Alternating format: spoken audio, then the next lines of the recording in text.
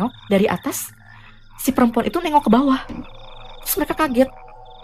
Terus kayak masih mikir itu siapa gitu kan, orang dari mana gitu loh. Akhirnya mereka langsung ke atas, terus ngetok kamar aku kayak Mas Cici gitu.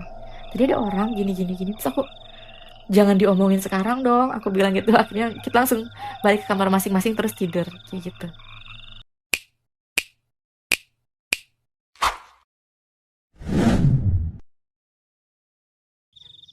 Aku ini bukan orang yang bisa ngelihat makhluk-makhluk kayak gitu atau yang sensitif atau peka gitu, enggak gitu.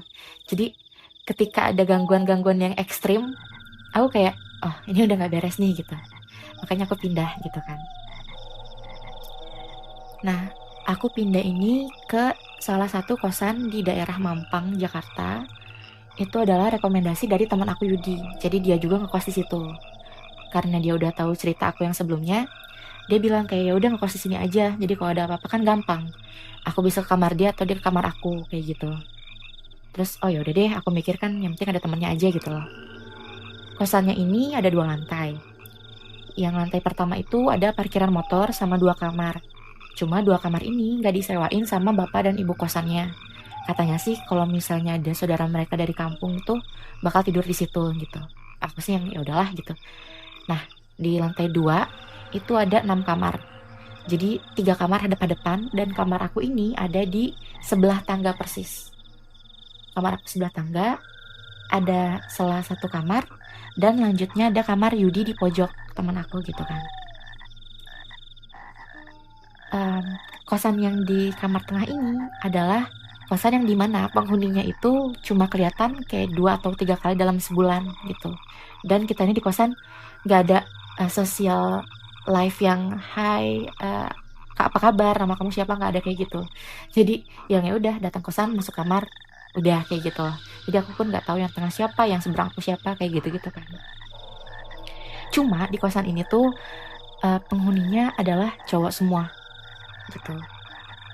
Terus karena aku ini punya pengalaman yang kurang baik dari pertama kali ngekos di kosan sebelumnya, jadi aku adalah orang yang suka nyuruh teman-teman aku untuk nginep di kosan aku buat temenin gitu.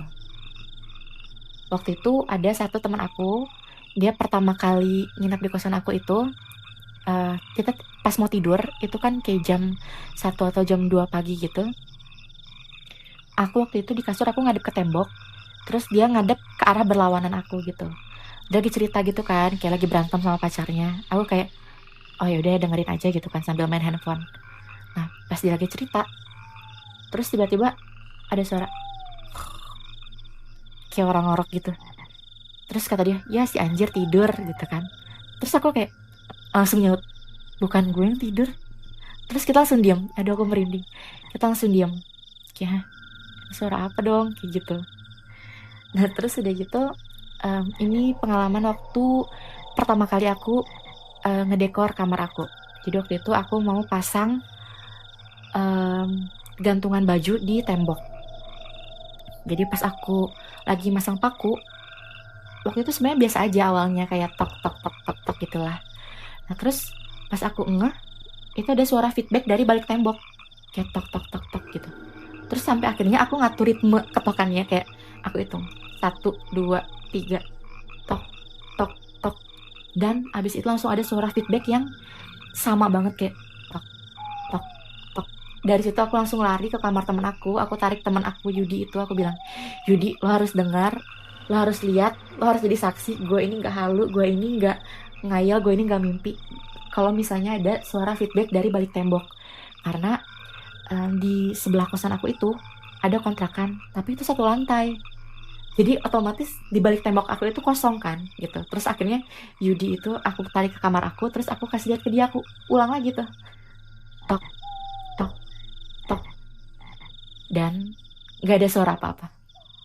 Aku langsung kayak, ya udah, aku di kamar kamu dulu, udah aku ngungsi gitu kan. Selanjutnya ada waktu itu teman aku juga, waktu itu dia nginep di kamar aku. Karena waktu itu kita pulang kerja, jadi dia mau mandi gitu. Itu kita pulang kerja jam 7 atau jam 8 malam. Dia mandi dan aku tiduran di kasur kan.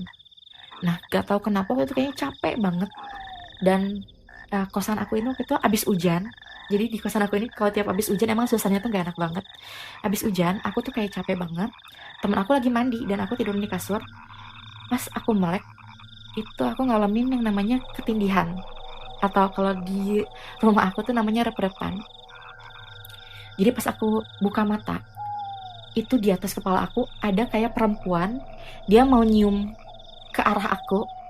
Jadi nutupin rambutnya tuh nutupin semuanya, terus dia kayak mau nyium aku gitu. Dan posisinya aku kayak di pangkuan dia gitu. Aku bener-bener gak bisa nafas, gak bisa gerak, gak bisa teriak. Sampai akhirnya aku merem, terus aku gerakin badan aku dan udah itu gak ada lagi kayak gitu.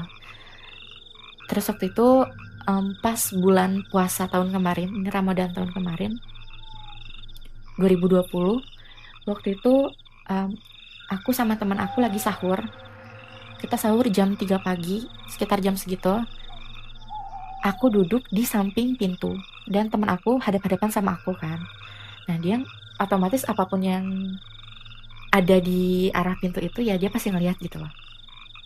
Pas kita lagi makan sambil ngobrol, terus tiba-tiba dia senyum sambil manggut gitu kayak, "Oh iya," gitu. Aku bilang, "Kenapa?" gitu. "Itu tadi ada mbak-mbak lewat." Terus aku kayak, "Hah? Ada mbak-mbak di sini?" gitu kan. Terus kayak, "Iya juga ya." Akhirnya kita langsung tutup pintu, ya udah langsung ketakutan gitu di kamar. Terus ada lagi waktu itu aku bawa teman aku di kosan. Nah, teman aku ini lagi putus cinta gitu kan. Terus kayak aku ngehibur dia dan dia tuh ketawanya tuh tipikalnya yang keras-keras gitu loh kalau ketawa. Kalian pasti punya deh temen yang kalau misalnya ketawa kenceng gitu. Terus aku kayak nggak enak gitu kan. Aku bilang, "Ruth, kalau misalnya kamu ketawa jangan kenceng-kenceng, takutnya ngeganggu kamar sebelah kan nggak enak." Aku bilang gitu. Terus, "Oh iya iya," kata dia gitu. Nah, hari pertama dia nginep kayak yang ya udah gitu. Hari kedua dia nginep masih ketawanya kenceng-kenceng gitu. Terus aku ngingetin, jangan kenceng-kenceng ketawanya nggak enak," aku bilang gitu. Terus ada suara kayak orang ngorok gitu. Suara pertama kayak, "Oh iya udah ya udah," gitu. Terus kita ngobrol-ngobrol, ada lagi gitu. Terus dari situ kita langsung diam-diaman. Padahal itu baru jam 7. Ya baru jam 7 selesai buka puasa tuh. Terus pas udah diem-dieman kita main handphone, terus suaranya panjang gitu kan. Terus akhirnya dia, "Nggak bisa, aku harus pulang sekarang," dia bilang gitu. Aku anterin dia pulang ke bawah gitu kan. Dan nggak tahu kenapa aku nggak takut gitu. Nah, dan aku mau cerita juga nih. Jadi dari kamar tengah yang jarang diisi sama penghuninya ini, nggak tahu kenapa kalau misalnya tiap tengah malam tuh kadang suka ada suara anak kecil atau suara perempuan. Dan karena aku dan teman aku Yudi ini, kita ini tipikal orang yang kalau ada apa-apa record gitu untuk Instagram story atau untuk sekedar dikasih lihat ke teman-teman gitu biar teman-teman kayak masa sih kayak gitu. Kita tuh pasti record. Jadi waktu itu jam 12 malam ada suara anak kecil dari kamar tengah ini. Aku keluar dan aku record gitu dan jelas banget. Terus aku share ke teman-teman aku gitu kan kayak, "Dengar nggak sih?" gitu. "Oh iya, kayak ada suara anak kecil," gitu. Jadi kayak udah terbiasa gitu loh. Dan yang paling ekstrim sih adalah waktu itu ketika teman aku ini, Yudi, dia sama temennya waktu itu baru pulang nonton jam 11 malam. Jam 11 malam, dia naruh motor di bawah. Jadi kosan aku ini kan tangganya zigzag gitu kan. Jadi kalau misalnya ada dari yang arah pojok tangga yang mau naik ke atas, itu pasti ada kelihatan dong badannya kayak gitu-gitu. Nah, terus pas dia habis narik motor, dari arah tangga itu ada yang naik gitu. Terus dia ngeliatin kayak, "Itu siapa ya? Kok ada baju perempuan naik ke atas?" Terus pas dia sama temennya itu ngeliat ke arah tangga dan orang yang di tangga itu udah naik ke atas, mereka yang nengok dari atas, si perempuan itu nengok ke bawah. Terus mereka kaget. Terus kayak masih mikir itu siapa gitu kan, orang dari mana gitu loh. Akhirnya mereka langsung ke atas, terus ngetok kamar aku kayak, "Mas Cici," gitu.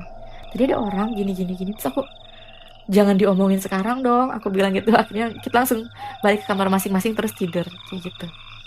Sebenarnya sih masih ada lagi sih cerita tentang kosan yang ini, cuma mungkin aku lanjut di cerita selanjutnya gitu.